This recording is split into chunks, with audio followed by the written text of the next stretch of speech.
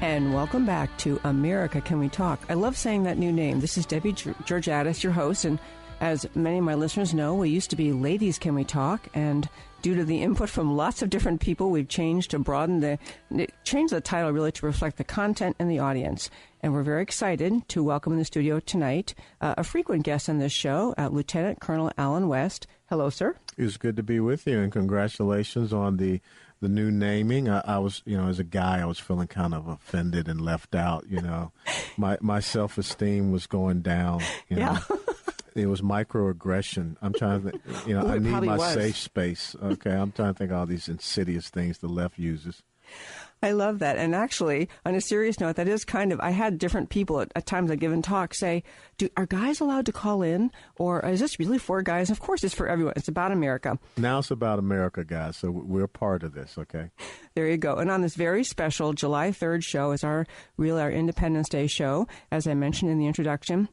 I really want to focus on the idea of liberty, of what the whole reason is we have July 4th, what we're celebrating, what liberty is really all about. And I have a little quote from a founder at every segment. And so this one is just a very short one that many of you have heard many times. Thomas Jefferson wrote in a letter to William Stephen Smith in 1787, "The tree of liberty must be refreshed from time to time with the blood of patriots and tyrants."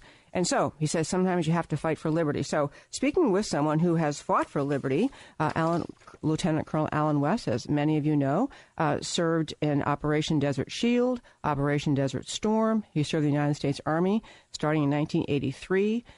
He won many, many awards, which I will take just a moment to acknowledge: the Bronze Star, the Meritorious Service Medal, an Army Commendation Medal, Army Achievement Medal, Valorous Unit Award, Air Assault Badge, and the Master Parachutist Badge. He's retired from the U.S. Army as Lieutenant Colonel, also served in Congress, and currently is the Executive Director and Vice Chairman of the Board of the Directors of the National Center for Policy Analysis. And lucky for us here at America Can We Talk, that is located in Dallas, Texas. So what I want to roll with, Lieutenant Colonel Alan West, is about this idea of liberty, and you served in the United States military.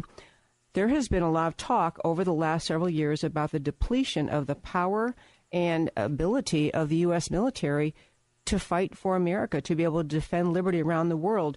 Do you see that as a serious problem, or is it being overhyped? And what isn't a military kind of an essential part of holding on to liberty, is to be able to defend your country? I mean, I just think it's almost treasonous is too strong a word, but it's a very dangerous course we've gone down.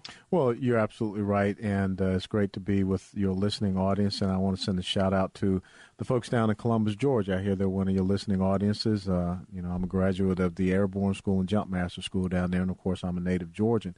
But I think first and foremost, if we're going to understand the Declaration of Independence, how this nation was established 240 years ago, we need to go back, and, folks, you need to read the entire Declaration of Independence. You need to understand that this was a list of grievances that the colonists had brought against King George III. And, I want to whip out my little pocket constitution here and declaration. I want to share, before we start talking about how we defend liberty, some of the things that are synonymous with what we see happening today. For instance, Jefferson wrote, "He has forbidden his governors to pass laws of immediate and pressing importance, unless suspended in their operation till his assent," which means approval, "should be obtained. And when so suspended, he has utterly neglected to attend to them. He has made judges dependent on his will alone for the tenure of their offices and the amount and payment of their salaries. He has erected a multitude of new offices and sent hither swarms of officers to harass our people and eat out their substance." One other one that I think is very interesting: "He has combined with others to subject us to a jurisdiction foreign to our Constitution and unacknowledged by our laws, given his assent to their acts of pretended legislation, for imposing taxes on us without our consent, for taking away our charters, abolishing our most valuable laws, and altering fundamentally the forms of our governments." That is what Thomas Jefferson wrote back for July 1776. And that is where we are today, 240 years later. And when you talk about being able to defend liberty, we just recently celebrated in the month of June the 241st birthday of the United States Army. And our motto in the United States Army is "This we'll defend." What is it that we will defend? We take an oath to support and defend the Constitution of the United States of America against all enemies, foreign and domestic, and to bear true faith and allegiance to the same. And what we see happening today is the erosion of our constitutional liberties, and we also see the decimation of our military capability and capacity to defend and uphold that oath. You know, I was just last weekend at Fort Sill, Oklahoma for the 100th anniversary of the 14th Field Artillery Regiment. Now, you imagine 100 years of this artillery regiment standing on freedom's ramparts. And when you're there with this new generation of young artillery redlegs and soldiers that are doing the exact same thing, you get a sense of pride. But when you realize, and we've talked about this before, under this administration, this Army is down to pre-World War II levels. This Navy, 1917 levels. Marine Corps, World War I levels. Air Force, smallest and the least amount of fighter aircraft we've ever had. That's not how you defend liberty. Wow, we're speaking, if you did not hear the beginning of this segment, speaking with Lieutenant Colonel Alan West, and this entire show is dedicated to really refocusing on why we celebrate Independence Day, what we're celebrating when we are celebrating our country's Declaration of Independence. Thank you for all that you dove into within the Declaration of Independence, because as Lieutenant Colonel West rightly points out, many of the challenges that we are seeing today, many of the reasons people are upset with Washington are exactly what the founders were writing about in the Declaration of Independence. So, I feel this particular issue with the military, it leaves the world, not just America, but the world more vulnerable, especially in an era when we are looking at the threat to modern civilization. Just like historically we had fascism or Nazism or communism, we have the threat of radical Islam as the threat to liberty in the world today. So America's weak at a time when among the most evil forces in the world is actively expanding. And you know what's interesting is again, George Santayana said in 1920s, those who fail to learn from history are doomed to repeat it. It was in the 1790s when Thomas Jefferson and John Adams were sitting in Paris, France, with the Day of Algiers, because we were getting attacked. Our shipping was and goods and services were getting confiscated. Our people were being put into slavery. And Jefferson and Adams asked the Day of Algiers, why are you doing this? He said, we're commanded to do so. We're commanded to do so because you're infidels. Now think about this. We fought against the Barbary pirates for 12 years. The Marines' first amphibious landing was in Derma, Libya. And guess what is happening in Libya today? History is repeating itself. It absolutely is. And this is part of what I want to go into politics a bit here, and I know we're coming up on a break, but the threat of radical Islam around the world, and, in what we see happening with ISIS and the expansion of their attempt to establish a caliphate, what we see happening in American shores, we just saw happen last week in Orlando. No, that was gun control. Oh, thank you for correcting me. Yeah. Well, that was actually the point I want to make. I want to have us get into after our next break. But we have a problem in America, not just because we are under the threat of radical Islam, but because we have an administration and really a whole establishment in Washington on the American left who will not say the problem is radical Islam. They just need compassion, unity, and love. Love, that's right. That's our greatest response to terrorism. Okay, so, we have this, actually, I do want to launch in Orlando. We have 2 minutes in the segment. I'm trying to read this guy's signals. Okay, we do have 2 minutes left. I thought one of the things that was so telling last week in the news was that Loretta Lynch, our American Attorney General, the one in charge of the Department of Justice, actually announced on Sunday morning news that she was going to redact or remove the portions of this Islamic terrorist who attacked the Orlando nightclub and called 911 to announce his allegiance to ISIS. She was going to take out his references to Islam when she released the call to the public. Well, just what do you think about that? This administration, and you saw the exact same response after San Bernardino and also after Fort Hood, this administration bases their national security strategy on obfuscation, denial, and lies, because they don't want to face up to who the enemy is. They would rather, as Rahm Emanuel said, never let a good crisis go to waste. And so this has to be about gun control. This has to be about the insidious, petulant, childish reaction of House Democrats to, stage a sit-in instead of confronting who the real enemy is. And as a matter of fact, we now hear al-Qaeda saying, we need to attack white people.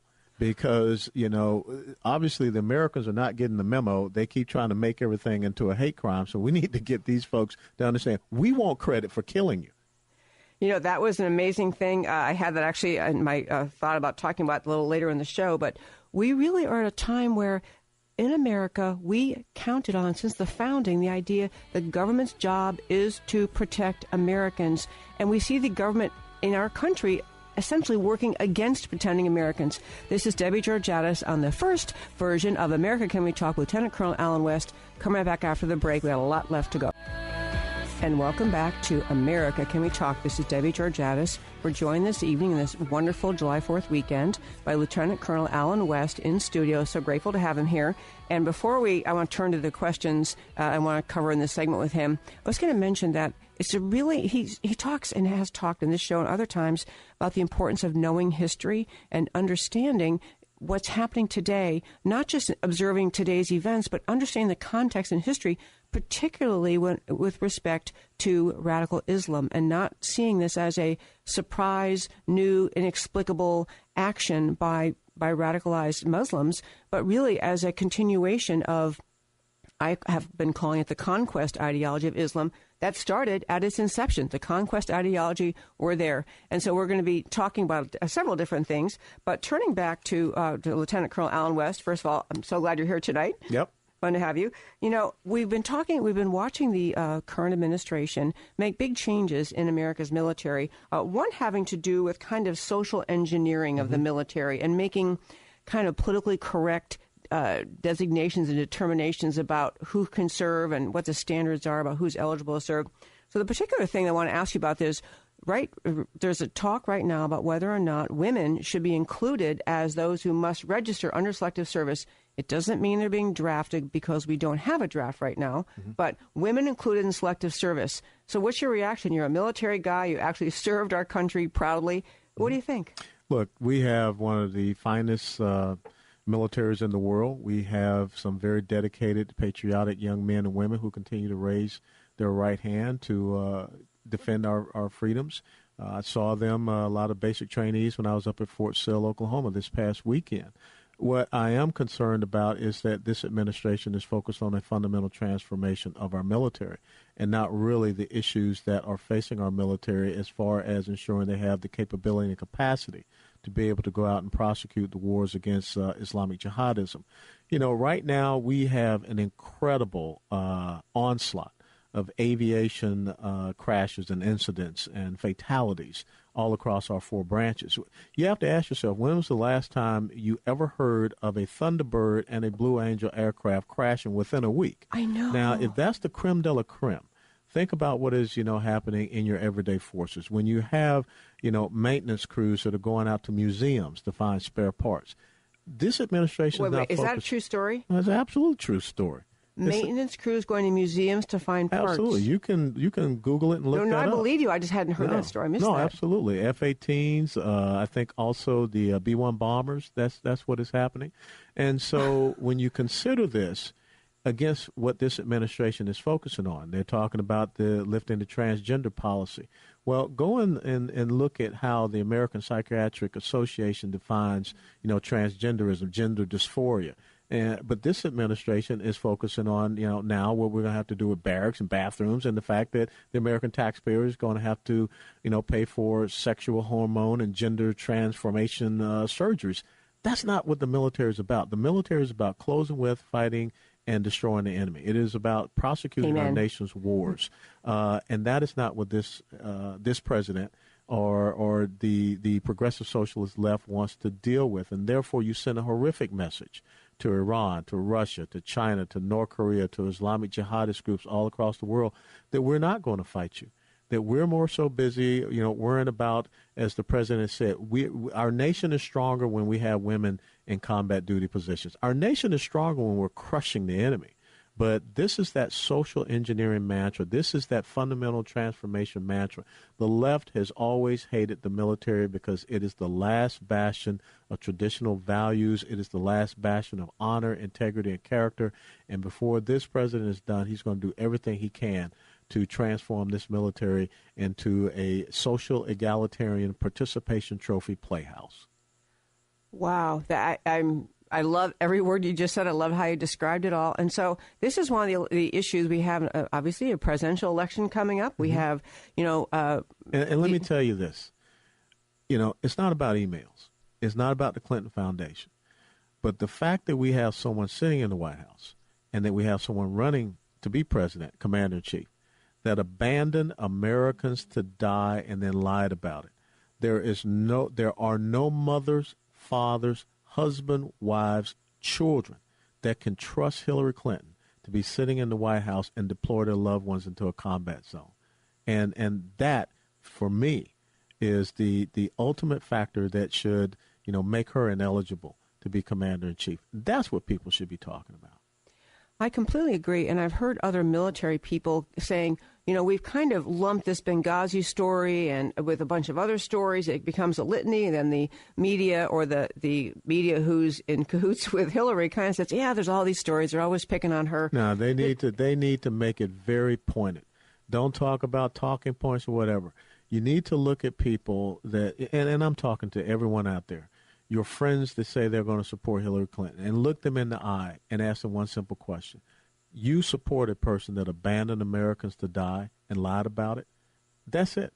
That's the seminal question that needs to be asked. Yep, I love that, and I couldn't agree more. We're speaking tonight with Lieutenant Colonel Alan West, and this on this July 4th weekend where we're celebrating America's liberty, and I think one of the fundamental things that everyone needs to embrace is the idea to hold on to liberty. You have to have armed forces who are supplied, who are trained, who are sufficient to the job, who can handle the job, because it's not just America that is defended by America's military, but people around the world count on America's military. Yes, of what's right, what's good, what's strong. We stand up for people around the world, and if we're weak and we signal to the bad guys. You bring up a great point. There was a young lady, her last name is Murad. She's a young Yazidi girl. And she testified last week before the Senate committee. She was a former ISIS sex slave.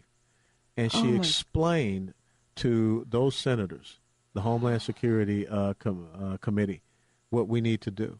And she said, we're waiting. We're waiting for you to do something against them. And until you go and you fight them and take their weapons away, they're never going to stop. They're never going to lay down their weapons. And so you're right. There are people that are looking to us to say that you sing these things in your, national anthem, but do you really embody these principles and values today? Wow. I want to ask you, I had not seen that testimony either. This is amazing because I'm kind of a news wonk. I'm like endlessly reading things. And then I'm speaking with Lieutenant Colonel Alan West and learning new things all the time. As to that young girl's testimony, it kind of brings us back to radical Islam and the conquest ideology and the determination to inflict Islam on the world as far as they can. In America, our failure to identify Islam as the problem, or at least Islamic ideology as the problem, is causing us to be unable to fight it. In the case of this young girl, we can't really get our arms around the fact the only answer that will make them stop is brute force. Strength and might. Strength and might. Amen to that. But internally in America, our discussion, we were talking in the break this evening about the expression, the CVE. If you've heard this expression being used by Loretta Lynch and others, CVE stands for Countering Violent Extremism. And actually that term was suggested, I believe, by CARE, the Islamic organization in America. Essentially, the argument of the radical Islamists has been to the Obama administration, stop isolating Islam as a problem, or stop mentioning Islam, stop mentioning jihad and Sharia and anything related to Islam. Just talk about violence. And so in Washington, we have our members of Congress duped into thinking they're dealing with Islam when they pass some law denouncing countering violent extremism. Yeah. It's hiding the truth from the people. It is a very broad and nebulous, moniker, countering violent extremism, because if you're on the political left, then anyone that's a constitutional conservative can be deemed an extremist. And that is exactly what we've heard them say. Once again, you have a group like the Council for American Islamic Relations, unindicted co-conspirator, largest Islamic terrorist funding case in the United States of America, Holy Land Foundation, and they have influence on this administration. They have an office on Capitol Hill, and they are the ones that are going out purging, forcing this administration to purge training materials from the FBI and from the DOD. And that's the real question about what happened in Orlando. Why was Omar Mateen not on that watch list? Because of that impact and that influence that CARE has. Absolutely. And in fact, he was investigated by the FBI twice. And 3 times. 3 times? Okay. One time they actually wrote a memo saying essentially they concluded that his coworkers' suspicions about him were really just based on Islamophobia. Absolutely. And who created that word? CARE. Oh, CARE. Yeah, okay. I want a quick turn to guns. We only have about a minute left, but we had a sit-in in Congress last week, and the Democrats are trying to say that the problem or the resolution to the problem in Orlando is just more gun control. And they want to say their deal is no fly, no buy, which is essentially if you're on the no-fly list, you can't buy a gun. And you got 30 seconds. What do you think about that? I think it's a pivot toward a false narrative. It is a political talking point. It's a political ideology. Rahm Emanuel never let a good crisis go to waste. After 9/11, we didn't ban airplanes. In Moore, Oklahoma. Or box cutters. Yeah, or box cutters. In Moore, Oklahoma, where the woman was beheaded and another one was almost beheaded, we didn't ban, knives. So I think that, again, this is obfuscation, it's denial, and it's lies. We are joined this evening by Lieutenant Colonel Alan West. Thank you so much for being here, sir. My pleasure, always, David. We're going to zip off to a break. When we come back, my